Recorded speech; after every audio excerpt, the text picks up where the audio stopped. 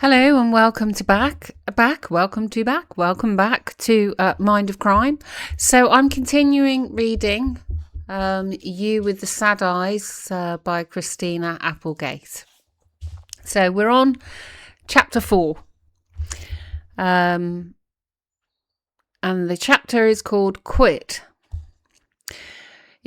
She opens this chapter with just a little something from her diary. I did another episode of Charles in Charge this week. It was great. I get the best feeling when I'm on that lot. From my diary, January the 12th, 1985. Things improved all over the canyon after Wonderland, except in my brain, that is.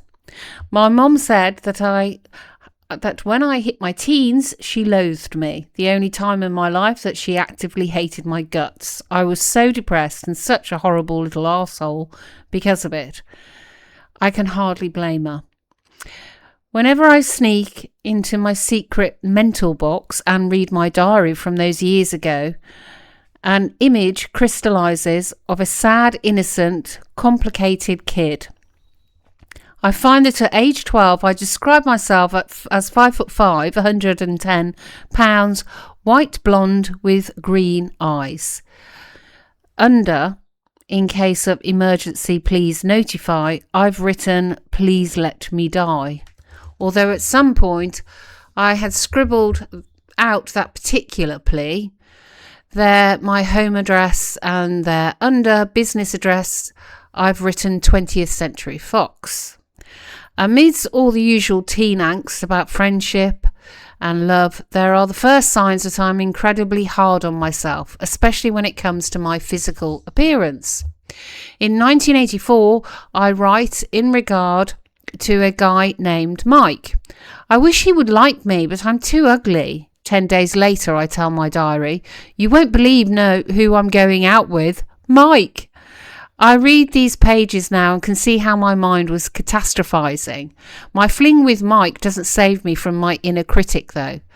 I was hell on my mom in those days. By early 1985, I'm writing, I love my mom very much. We just haven't been getting along very well.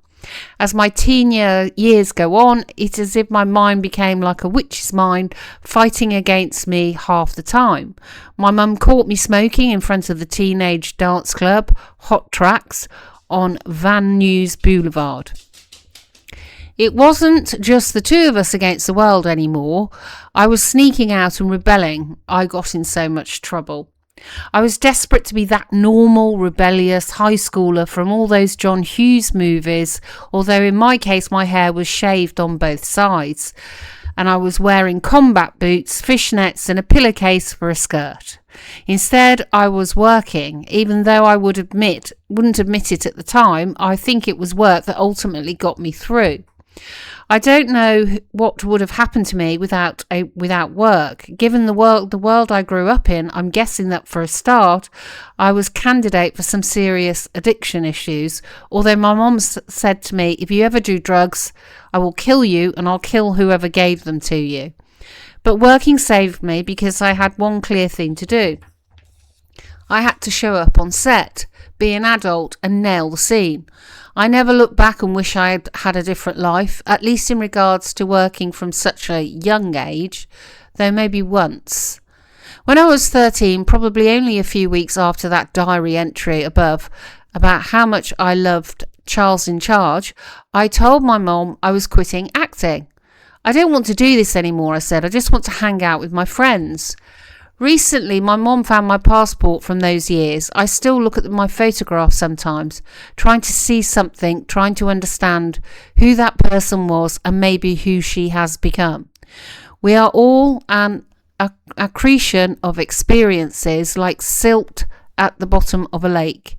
Our cells constantly writing new cells on top of the old. What would I see in an old passport photo and in years and years of diaries? In the photo, one side of my head is shaved, and despite the wide smile, this was at around the time I was done with work, for a short while at least. I wanted the kind of life any 13-year-old had. I wanted to make bad decisions. I wanted to smoke cigarettes. I just wanted to listen to The Cure. Duran Duran were already so last year. So I quit. My mom said, okay, I'll call your agent. Proud of my newfound status as just a kid, I went upstairs to my room, but quickly the panic set in. Working was my stability, and it was quickly becoming my whole world. Just 20 minutes later, I ran back downstairs. Don't call the agent, I said. I'm good. I'm sure my mum had been downstairs just waiting me out. She knew that. And that was that. I worked from then on until the day after Dead to Me wrapped. At 11, I got a dancing job in a Nestea commercial directed by a big-time British movie director. A young David Arquette was an extra in the same ad. I was dressed in a sweatshirt in the cut-off flash dance Jennifer Beal kind of way. Jennifer had invented this look when she had wanted to take off her sweatshirt but didn't want to mess up her hair, instead messing up a generation's worth of perfectly good sweatshirts. During the filming of the ad, I was asked to suck on a straw thrust into iced tea. As we were dancing, the director said to me, "Suck the straw more sexily." I froze. The director was trying to get me to be more into what I was doing, to be more obviously enjoying sipping on the drink. But to a child who had been molested, I heard something else. I had come from somewhere else. I felt uncomfortable around men. I am not even sure he meant anything by it, but what was an 11-year-old supposed to do about it? My work ethic taught me to push through. Always. You can't be a blubbering mess when you go to work. Ever since I was a kid, I knew you couldn't bring your shit to set. And because I went to work so early, usually we didn't have a babysitter, so Mum would take me to work whatever set she was on. That professionalism was ingrained from the very start. It's just how it was. And never once have I ever wished I hadn't been a performer. Because if I hadn't, what then?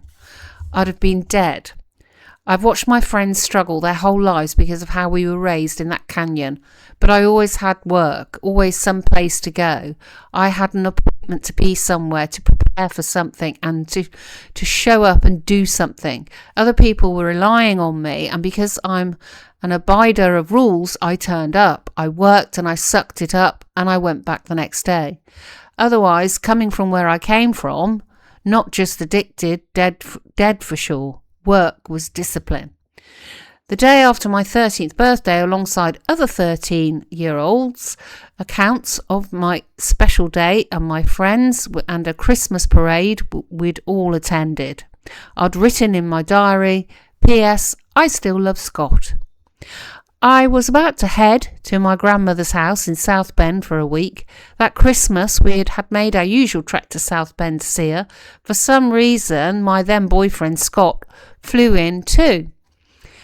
My previously adoring tone quickly changed, though at some point during the visit, according to my diary, that's when I had to give my first blowjob. It's a tragic indictment that I felt I had to do that. And yes, no great surprise, it was terrible. It happened on my grandmother's couch.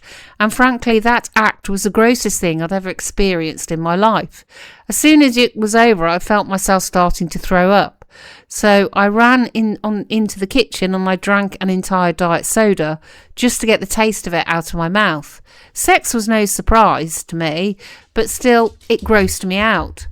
I'd been molested and abused as a young child, and I'd already seen plenty of porn. By the time I was 10, I already watched Deep Throat, and my friends and I also watched Letter to Susan, a lesbian porn movie just lying around on VHS at a friend's house. Watching it, I'd feel tingly and weird, a mixture of unease and unhappiness, and something unknown. It all got to me, seeping under my skin, and it came out in my diary as anger towards Scott. Know what? Scott went with me to Grandma's. I hate him. He's the biggest asshole in the whole world. I'm going to break up with him tonight. I never said no, but I can tell from those pages that I wasn't ready, that I'd been pushed into a world that I was too young for. Still, I soldiered on, my adult work ethic and responsibilities in tow. At home in the canyon, I was part of a misfit group of fatherless kids. We'd been smoking since we were 9 or 10 years old, rolling up our school papers and putting oregano in them. We'd seen our parents do it, whether with joints or cigarettes. It was just what we knew. We were scrappy, rough around the edges, a bit wild, but never really bad. My shaved head made casting directors think I was tough, though, and after small roles in various movies and TV shows, I landed a plum character on a show called Heart of the City, a cop drama about an LA detective raising 2 kids on his own. I played Robin Kennedy, and even though the show was cancelled after 1 season, we were up against the Golden Girls on a Saturday night, which was death to ratings. I still managed to win a Young Artist Award for exceptional performance by a young actress in a new television comedy or drama series. While I was working on Heart of the City, something happened that grew to have an outsized effect on my life. What others might have taken as just as innocuous comment, for me, a Mount Rushmore-size moment of shame. What that friend said and what I felt it exposed ended up setting a precedent for my life that has caused me untold pain. I didn't hold that friend responsible after all. Who knows which words we say or things we do might dramatically affect those around us. She could not have known that 3 words would set me on course that would lead directly to me being unable to bask in the successes I've been lucky enough to have had in my career. So much so that it is hard for me even to talk about my work in this book. The thought that anything I say might be construed as bragging fills me with a quiet terror. Deep down, I'm proud of what I've done, of pushing past the deprivations of my life and having a successful career, but I'll be damned if I'll say that out loud. And here's why. I had made it clear to one of my dearest friends that I never wanted to brag about what was happening to me professionally. The phrase I used was, tell me if I ever get weird with what I'm doing.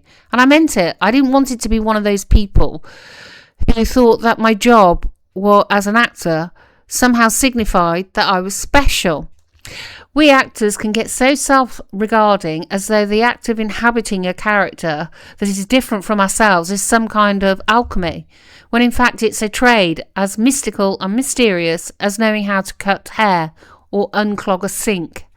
Acting for me had always been a job of survival. Acting was how my family ate. Just because there were cameras and audiences didn't mean that what I did was necessarily hallowed or rarefied. I knew the techniques required to be funny, for example. That didn't mean I had the keys to cosmic comedy. I just understood where the beats of a line needed to go, the correct timing, the most effective way to hit the right inflection. But it wasn't like I was splitting the atom or saving lives in an emergency room. So even by my early teens, I meant it when I said, tell me if I ever get weird with what I'm doing.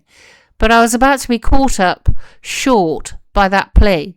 One day my friend and I were on Pico when I realised with a start that we were passing by the 20th Century Fox lot, where I was filming Heart of the City.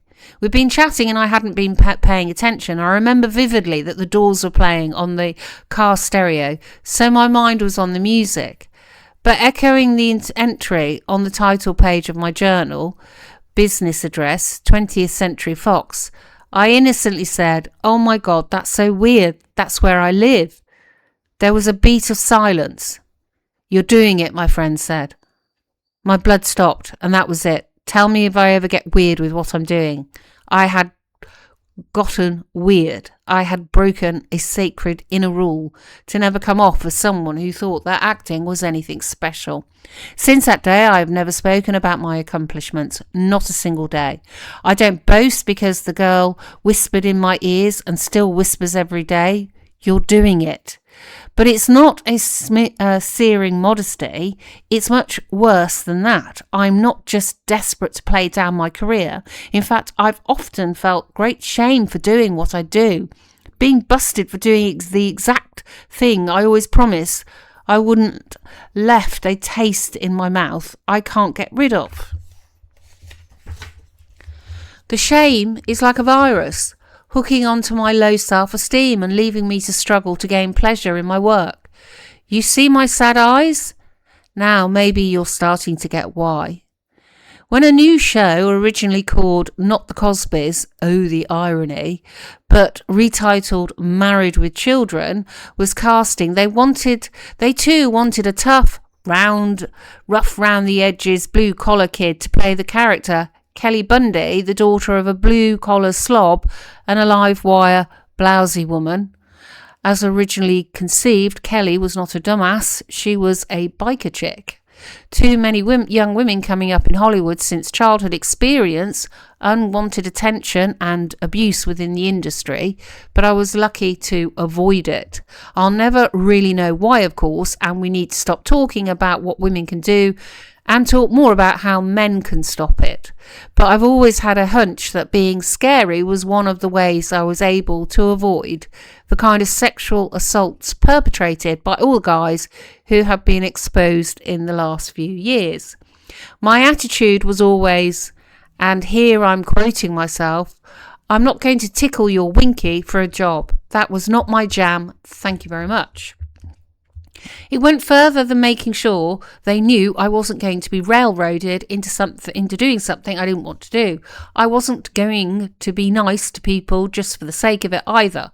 I always felt that I should get a job from merit, not because of my personality. So those fuckers who thought intimidation, be it sexual or otherwise, was the currency, knew not to screw with me from the get-go.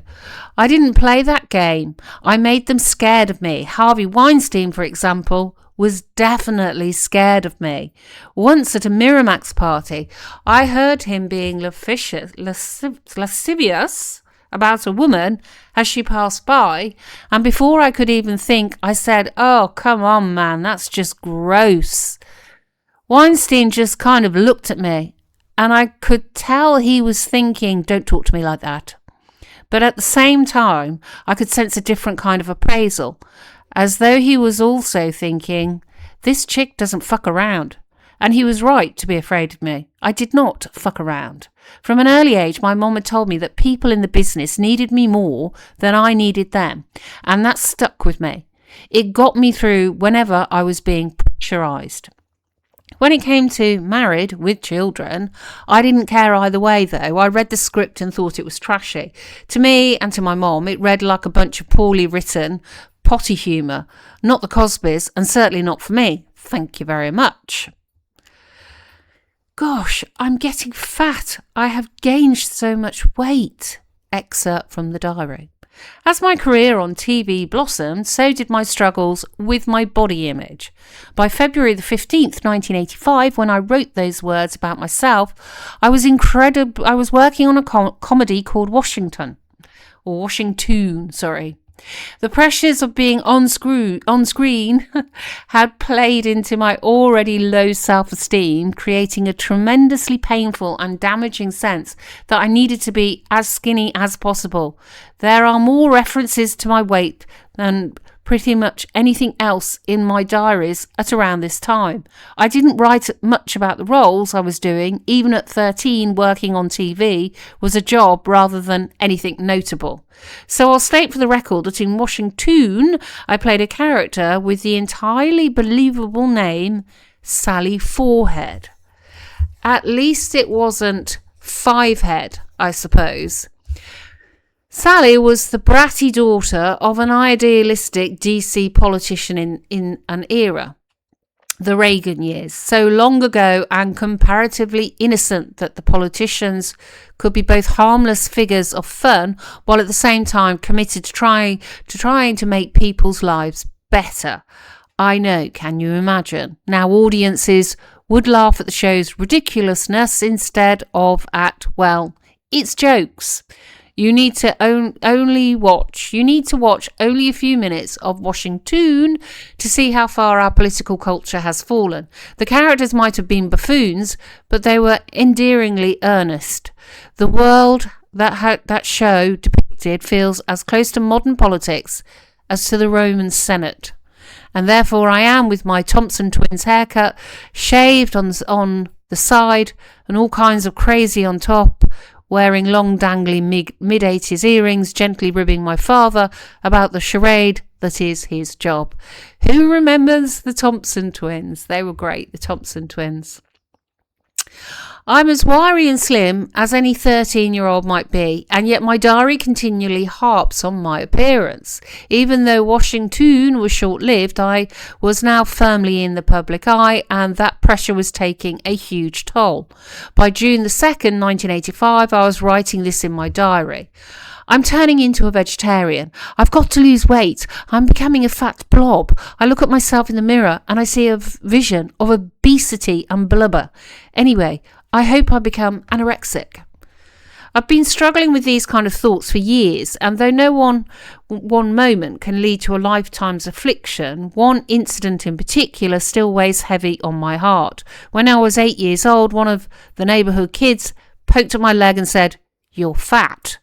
I trace my obsession with my appearance to that comment, though so many other factors led me to be predisposed to that terrible Irish illness,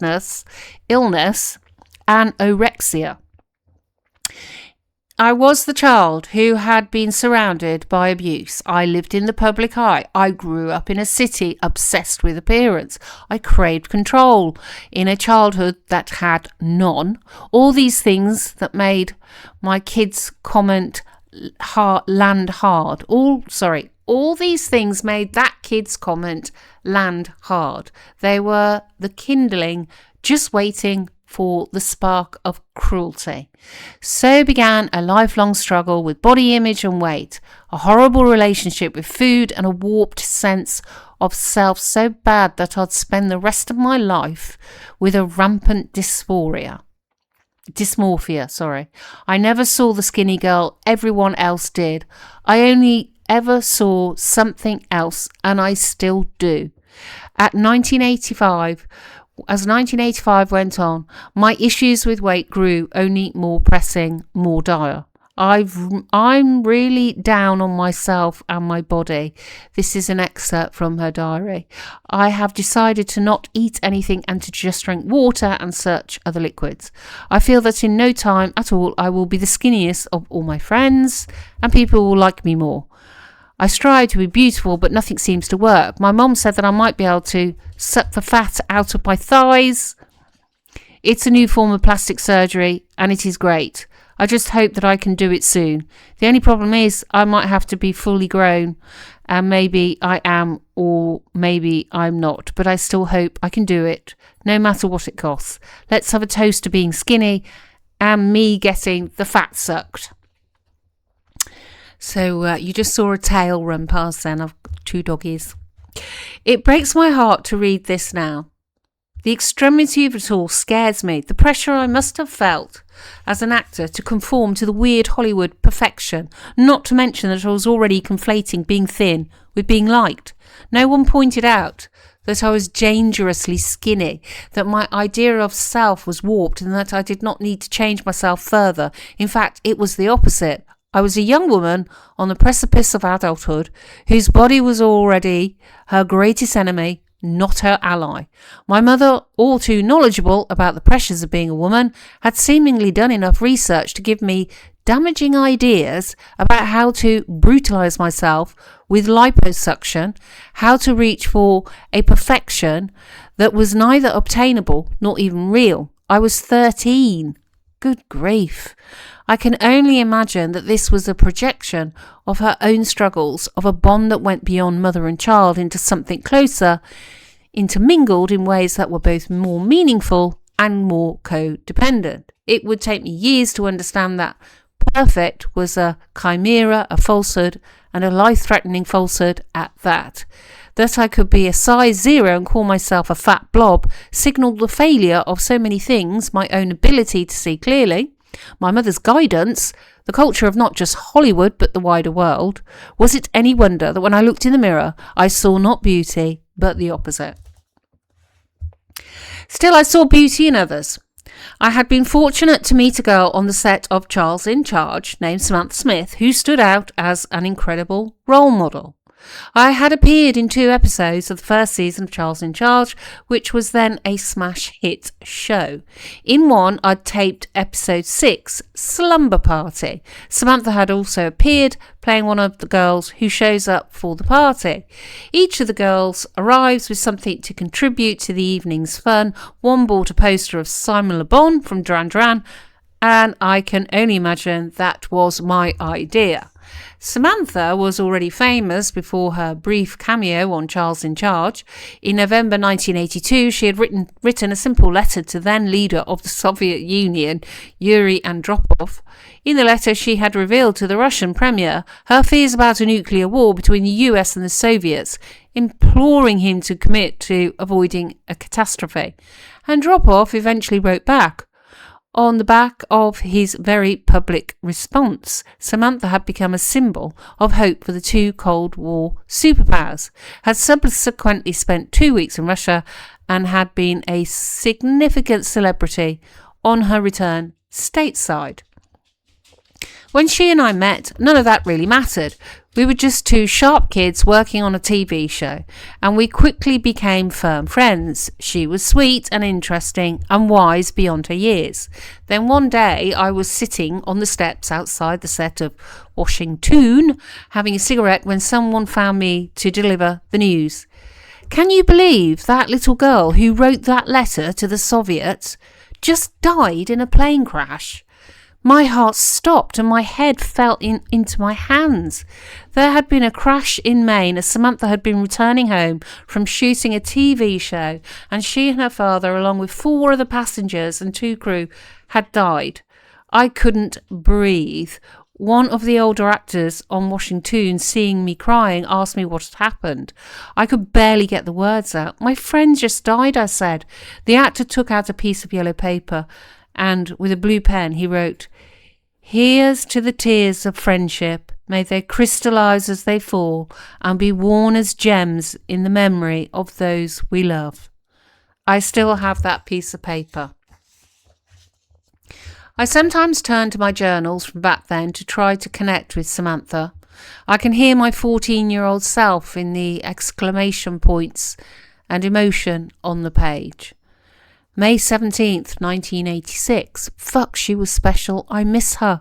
I am scared that if I get too depressed, I might kill myself, which is something I don't really want to do, but when I throw a frenzy, I am capable of any kind of destruction to myself. June the 12th, 1986. I hate this world. The other day at school, I tried to kill myself. I just wish that I would have succeeded.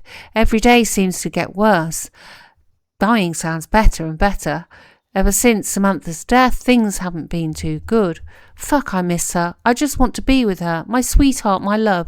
Her picture is on my wall, looking over me like a guardian angel.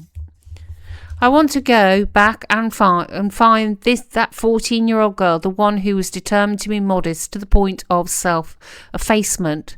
The one struggling with her body image, the one fasting, drinking only water, the girl who had survived so much and who now had to deal with the violent loss of her friend.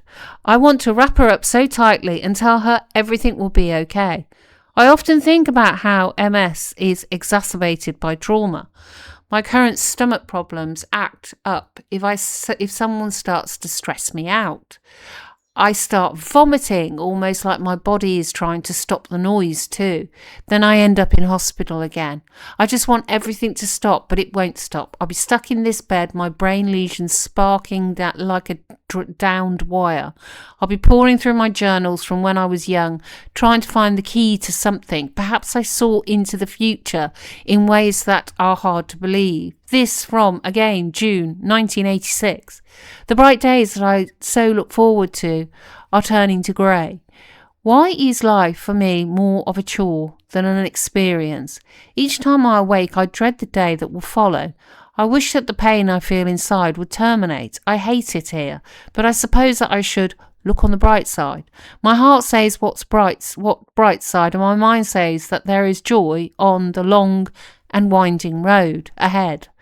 I just don't know if I should follow that road. Who knows what it's leading to? Either happiness or sadness. I think that I should just give it a try. I suppose I did follow that road, But did it lead to happiness or sadness? Just as for everyone, for me, it led to both. It led me here. With everything turning to grey, I thought comedy was beneath me. My world was punk and the Canyon and Melrose and 3 hours of school every few weeks between jobs. Committing to a comedy show like Married with Children, which was billed as an antidote to the smarmy charms of the Cosby Show, no thanks, comedy was for suckers. I had a shaved head and a gnarly attitude. I was sure that I was destined for a career filled with dramatic roles, like the one I'd won an award for on Heart of the City. Comedy was not what I was. I hated myself, and I hated Kelly Bundy. But there was more. The hairband generation, as depicted in the character of Kelly, it was so not my thing and so not my style. I was from the Canyon, from Joniland. Stephen Stills was my godfather. By 15, I'd discovered Janis Joplin, and I rued the fact that I missed Woodstock every day. I wore patchouli, which some people told me meant I smelled like goat BO. They were not wrong. I was the child of a real hippie. I was not comedy. I was not Kelly Bundy. Some days my friends and I would walk all the way down to Melrose from Lookout Mountain. Back then Melrose was a scene. There were clothing stores like Aardvark's, grimy and grungy and awesome. Those stores smelled like crack. Sure enough, I found out later that a friend of a friend was smoking crack in the back of one of them. Out on the street, homeless teenagers slept and waited and begged for change. They were mostly runaways or kids who had been kicked out of their homes. They were, lounging around on Melrose with their mohawks in tattered clothes, covered in zippers, smoking cigarettes and waiting for something good to happen. It felt like we were all punks back then. On Melrose, at Aardvark's, in the alleys sniffing glue, at Fairfax High School where the Red Hot Chili Peppers would come from one day soon.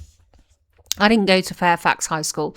I went to Excelsior High School, just off a Highland Avenue, in the very heart of Hollywood. Excelsior was a school for working kids. We went there from 9 a.m. till noon only, leaving us plenty of time to do our real jobs. Excelsior claimed to be a college prep school. In reality, it was so lax we would regularly get away with changing the clocks, so the head of the school would think we were done for the day. He'd go to the bathroom or to the office and we'd immediately nominate someone to go up, move the hands of the clock to read noon. When he'd return, he'd look at the clock and announce, looks like we're done. He was probably relieved, as we were. It was a weird little school. There were only about 30 of us in the student body at any one time. I went to school with people like Corey Haim, Corey Feldman and Mila Jokovic, as well as a bunch of kids who had to work for their parents in the afternoons in stores, restaurants and other family businesses. Originally, I had tried to go to Taft High School out in Woodland Hills because my manager lived there and all the high schools down in Hollywood sucked. Hollywood High and Fairfax were scary places to go in the early 80s. I lasted at Taft for 1 week and every day I was there I thought I was going to lose my mind. I'd never seen so many cheerleaders and what the character John Bender in The Breakfast Club describes as sportos in my life. I was horrified by those people. I would wear pillowcases as skirts with fishnets and Doc Martens. I was a messy, weird punk chick who, when I started on Married with Children, was making £20,000 a week. Normal high school culture was not for me. I made the switch to Excelsior, which was more my people, and anyway, it was also the kind of place where you didn't have to go to every day if you had a job. They would send you home with the schoolwork, which you'd then just hand in to your tutor if you did it at all. A typical month for me would consist of 3 weeks on an acting job, and then during the week that we had hiatus, I'd go back to Excelsior. That was my routine right through 11th grade. All I wanted was to get my GED. Alas, all I ended up with was a high school equivalency. To complete my high school education, I drove myself to a test centre in my white Honda Accord. It was a piece of shit car, but I'd named her Pearl after Janis Joplin. The day of the test was one of those fall days, the leaves starting to come down, the air crisp and bright. I was so excited. I still get butterflies when I think about that moment, the drive there, and by the way, the sun was hitting the leaves and reflecting on the ground. The rest of my life just waiting on the edge of this feeling, though probably I couldn't have expressed it then. I knew something big, life-changing was on the horizon. I could feel it in a way. The weather was filled with possibility and spark. I went into the test centre and found myself surrounded by a bunch of pregnant girls. We were taking a test that some of us would never need. I sure as shit knew I didn't need it, even though I was a straight A student, and a lot of these young women were about to have something way more important to deal with. As for me, I was already a full-time actor. All I had to do was sign my name, sit there for a couple of hours, get my certificate, and then what exactly? Oh, I remember that they asked me if I had any income. By the end of high school, I sure did. Oh, and I wasn't pregnant. In fact, I was a virgin. I'd come to find out that comedy is one of the hardest types, if not the hardest types of acting. For it to be effective, you have to perform as though you're working on the biggest drama in the world, but then you've got to twinkle above it. Turning up the volume into another realm, it's crucial to find the right level for that twinkle dial. If you turn the dial too high, then you veer off into camp. Certain movies call for camp, like Anchorman, but for subtle humour, the dial's got to be at 2, not a 10. You have to work comedy the same way you would anything else. It takes taste and skill and care and a kind of reserve so you don't descend into something garish. I'd turned down Married, so the pilot feature another kid in the role of Kelly, but it just didn't work, so they came back to me. The casting director sent me a VHS of the pilot, and my mom and I reluctantly watched it one evening. I'm not sure what we thought we'd see or why we even watched it in the first place, as I was dead set against it. Boy, how much we wanted to hate it. We sat there like two little snotty actory asshells who spent their lives doing Shakespeare, and then as the show played we realised we could not stop laughing. I looked at my mum, she looked at me. Fuck, I said, it's funny, it's good, it's really dirty and good. Mum just nodded. I think she knew we'd been given a gift. I came down from my high horse and accepted the part. The producers had come to me, the producers had me come to a studio in Burbank to do a chemistry read. I hate that phrase. It makes me want to throw up when someone uses it, including me. Whoever is the best person for the job is the right person for the role. You can hate someone and still do a great job. Deborah Winger and Richard Gere famously didn't like each other when they made an officer and a gentleman. But they fucked like two rabbits in Heat, in the movie that is.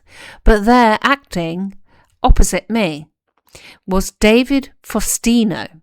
David and I hit it off so well in that read, and that was that. They had hoped that David and I were the team. It was almost like they knew it all along. Now I knew it too. So we'll just have a look at chapter 5, and this goes into the marriage with children. I'm just seeing whether I could start this chapter, I think. Yeah. And because I'm just seeing it's quite a long chapter, you see. Okay, let's do a little bit of it. Chapter 5, Married with Children. By the middle of September 1986, I was practicing signing my name for fans. Thank God my friend, who busted me for my attitude as we passed Fox that day, wasn't privy to my diaries. I had been regularly working for my entire childhood, but as I approached 15, perhaps some part of me recognised that a new kind of fame, the kind of fame where autographs would be asked for and granted, was just around the corner. Sure, I'd done a whole bunch of TV shows, but I could still walk the streets of Los Angeles without anyone recognising me. All that was about to change. The first episode of Married with Children aired on April the 5th, 1987. The show wasn't a hit out of the gate. Fox was then a brand new channel, joining ABS, CBS and NBC. Imagine just 4 stations. And it was years away from being the juggernaut it is these days.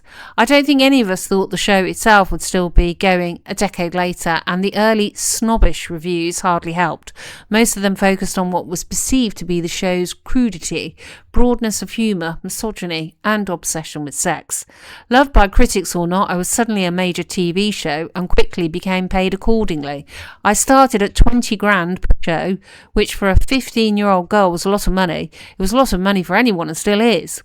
I already own that house behind the country store in Laurel Canyon, the one the early radio ads had funded, but now my bank account swelled with network cash. But the money wouldn't solve everything. By January 1988, the negative aura around the show and my lingering superiority complex when it came to comedy was evident in my diaries. That month I wrote, "I'll show these fuckers that I ain't no comedy bullshit actress, and I need to do a movie. I like it so much more than this fucking comedy, live audience bullshit. Comedy is all timing and line readings. I hate that." Despite my teenage angst, the set itself was a formative place to work because it was all professional all the time. Few allowances were made for my tender age, and I respected that. I remember being sick with 103-degree fever one day. I was lying on the famous couch and said to a nearby stage manager, "Can you please get me some orange juice?" She said simply, but not unkindly, "You have legs, don't you?" Message received. I've never asked anybody for anything ever again. So to the point where years later, when I was working 18 hours a day because I was the central character and in every scene of the sitcom Samantha Who, I was still running off to get my own coffee until a PA finally stopped me.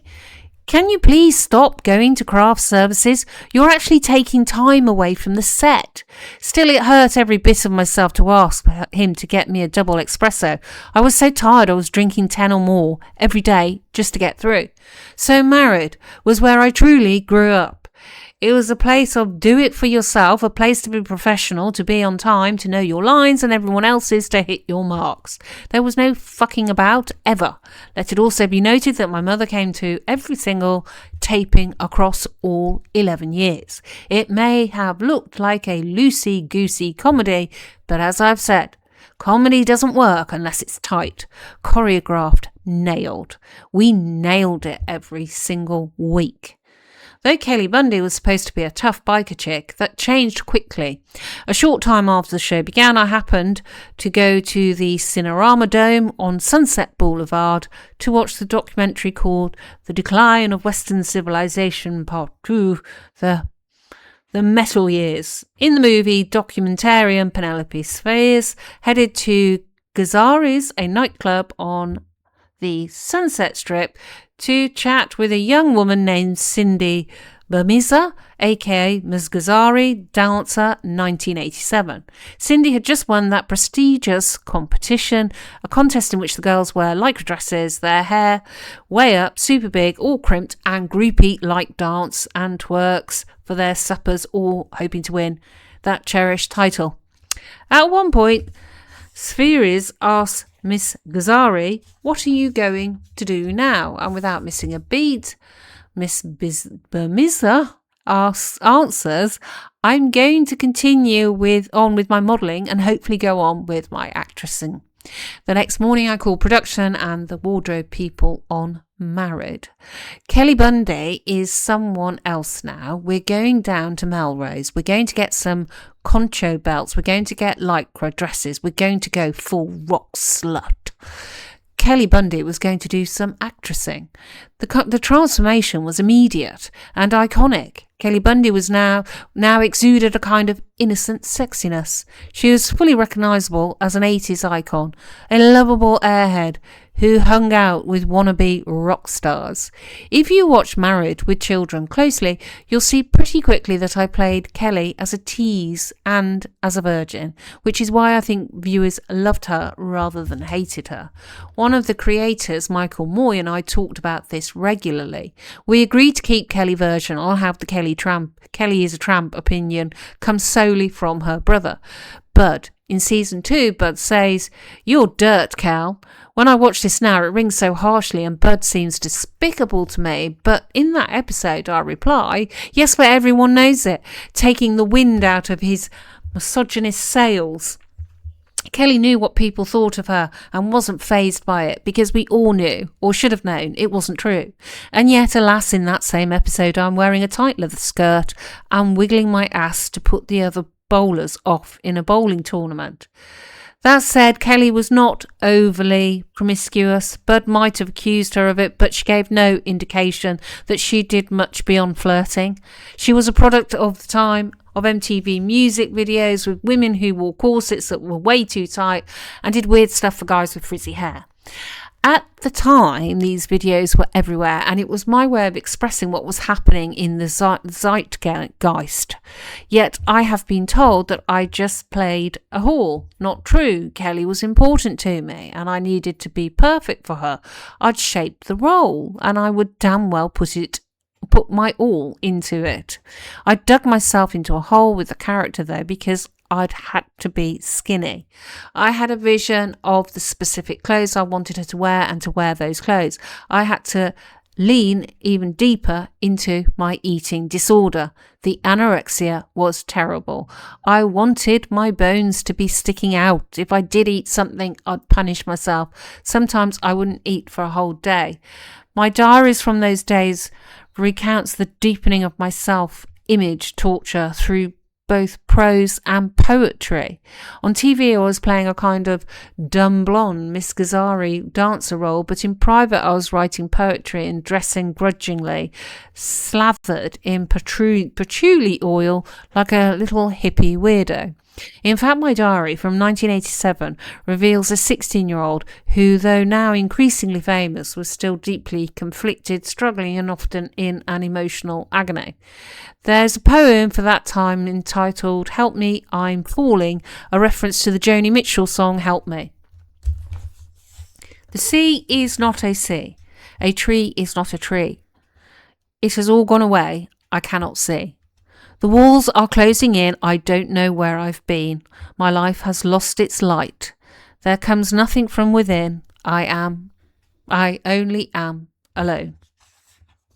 It's a bit dramatic. I only am one. There is no one else. God, what have I done? There was once a shining star. I don't know where you are. You have all burnt out. You have travelled oh so far. Not that there is nothing. The bride has thrown the ring.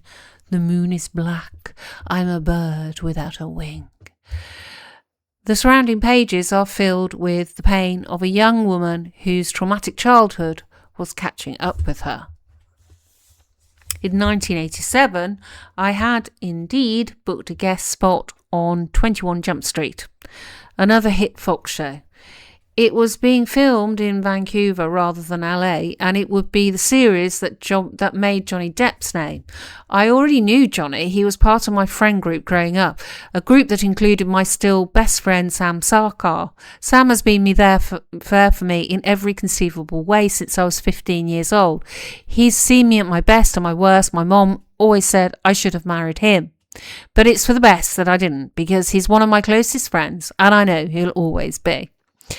One thing is very clear from the journals. I was in love with Johnny Depp for years. Well, who wouldn't be? He was 8 years older than me. Gosh, I couldn't think why. He's always behaved impeccably towards me, even though I was clearly mad about him.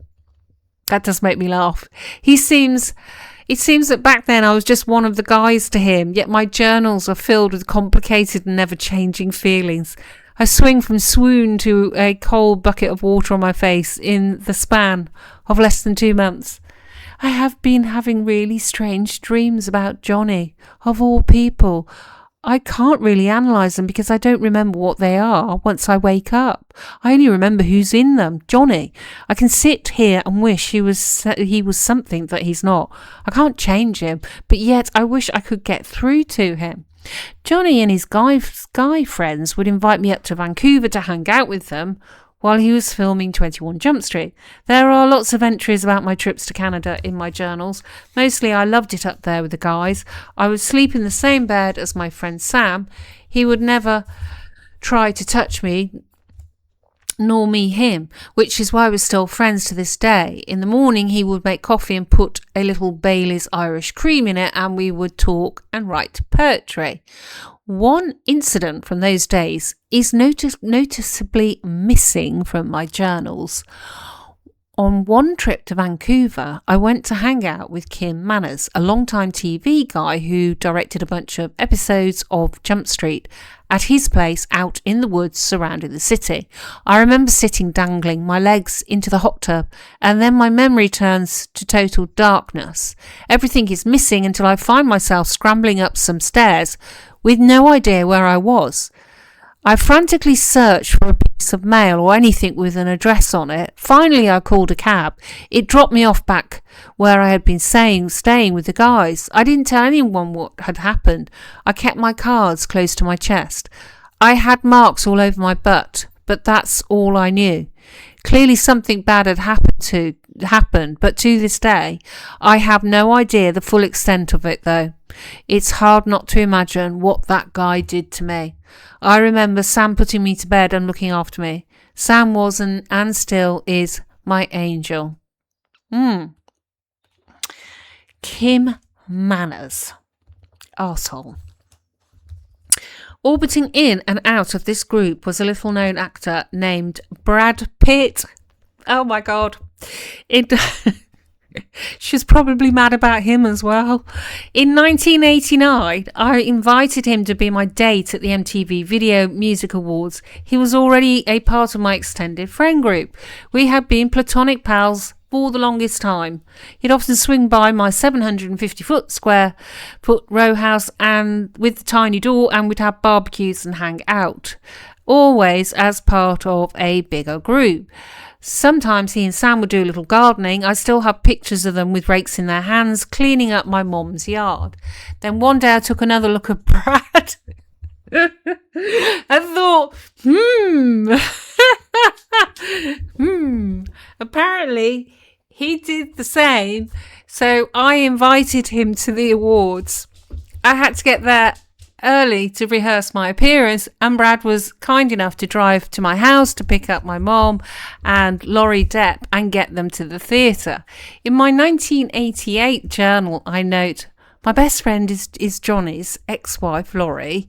Pretty scary, huh? Johnny and Laurie had been married for 3 years in the mid-80s.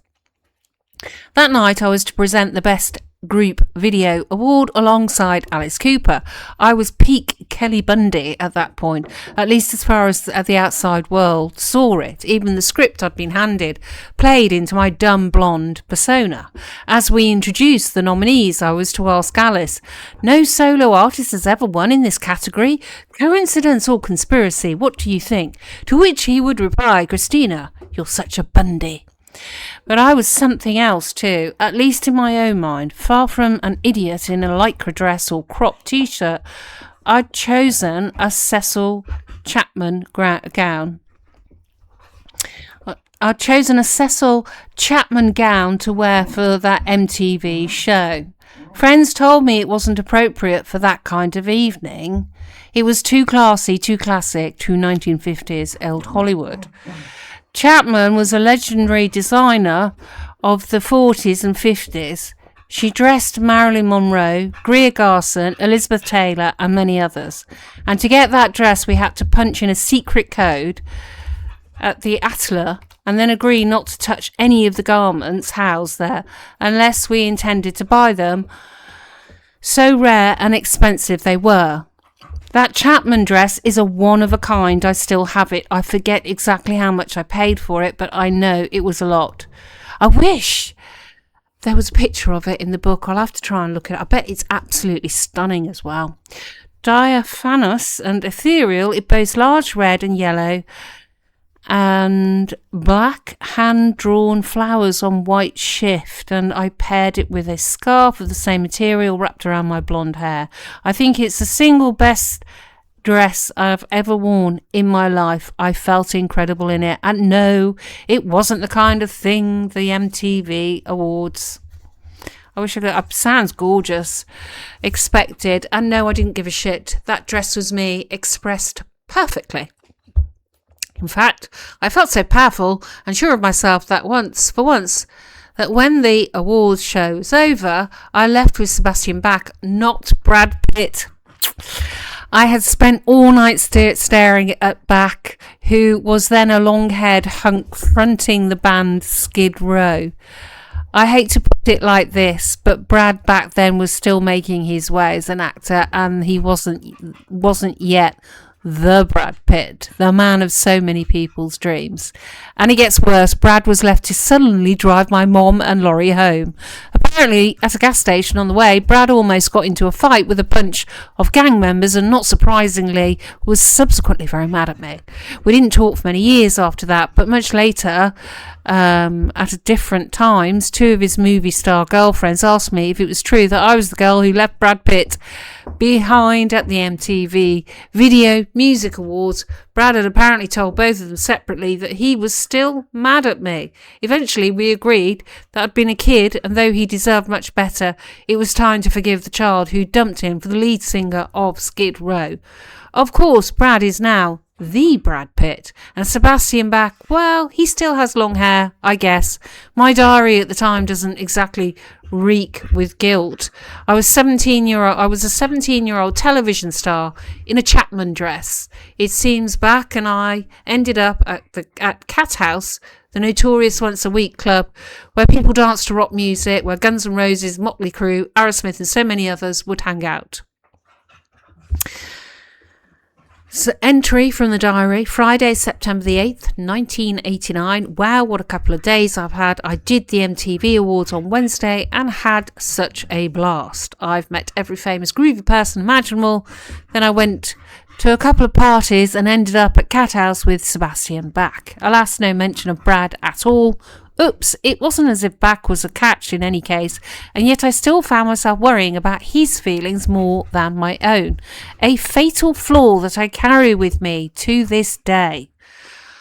I'm feeling extremely lonely right now. I feel out of control. Sebastian has a 1-year-old child. What a dick. Why do I always attract the winners?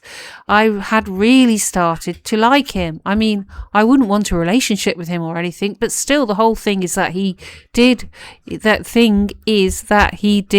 having a kid. Spent the night at my house and befriended me. Thank God I didn't have sex with him. That would have been horrible. I feel extremely out of touch right now.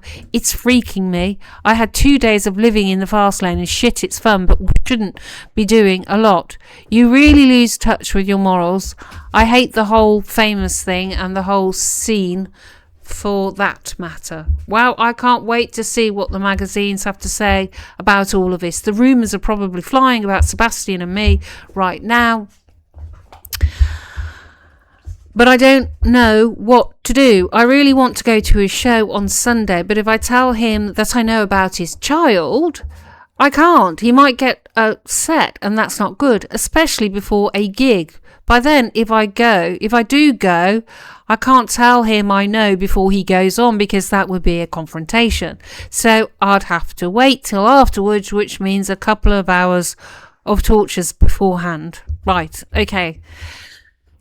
Yeah, that sounded, that's called twisting yourself into a pretzel. So, yeah, you can, you can hear the 2 dogs playing underneath me. My ability to catch the eye of a then famous rock star and then ditch someone like Brad Pitt at an after party while wearing a one-of-a-kind Cecil Chapman dress still couldn't convince me I was an attractive person. Even after I found out Back had a long-term partner and a child for too long, according to my diaries, I wondered if he and I had a future. For millions of Americans watching Married with Children, I was an example of female beauty, but to me I was too plain. I thought my face was mediocre at best. I worked on my body so hard, but I was never satisfied. There were days where I'd go to spin class and then work out with my trainer and then go to a dance class for 2.5 hours more.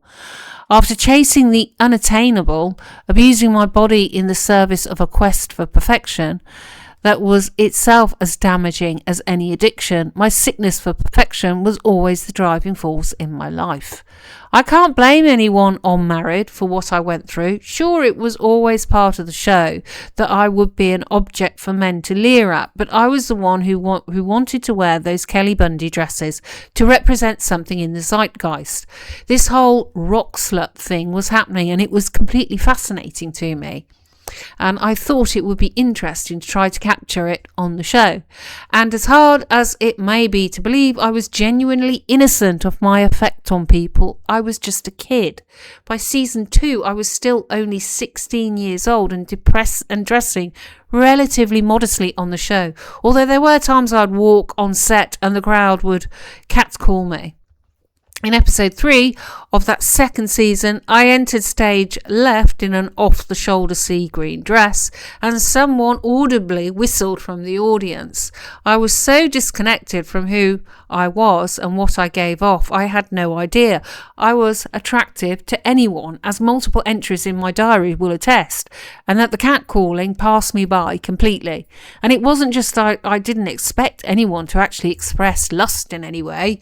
I was just working, very much focused on the scene and what it needed to be a success, concentrated on landing my lines and with the right cadence, timing, hitting my spots, reacting to other actors in what I hoped was a genuine and convincing way. Just because it's comedy doesn't mean it should be all about the laughs. You have to get the basics dead on in comedy, perhaps even more so than in a serious drama. Too much or too little and you miss the mark completely and it stops being funny. I treated this job as I'd treated all the other ones that came before it.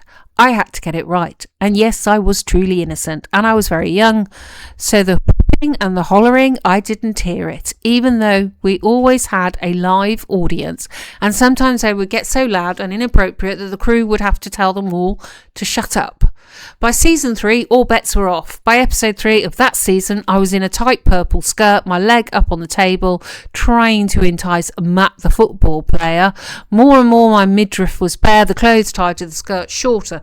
By season 5, my God, I can walk into the living room as I do in episode 13, The Godfather, in a leather fringed jacket over a short red shirt, and there's a 5-second break in the scene while the crowd hollers lustily at me. I look at all this now and I cringe. The show was indeed broad and lewd, and it wouldn't have a shot in hell of being made these days. That's a good thing. It's hard enough for young women to thrive in a world of appearances. Just the other day, I caught myself pointing out to Sadie how bloated my stomach was, having just gotten home from yet another hospital visit. Immediately, I regretted saying anything at all about appearances to my daughter. I never want anyone, not me least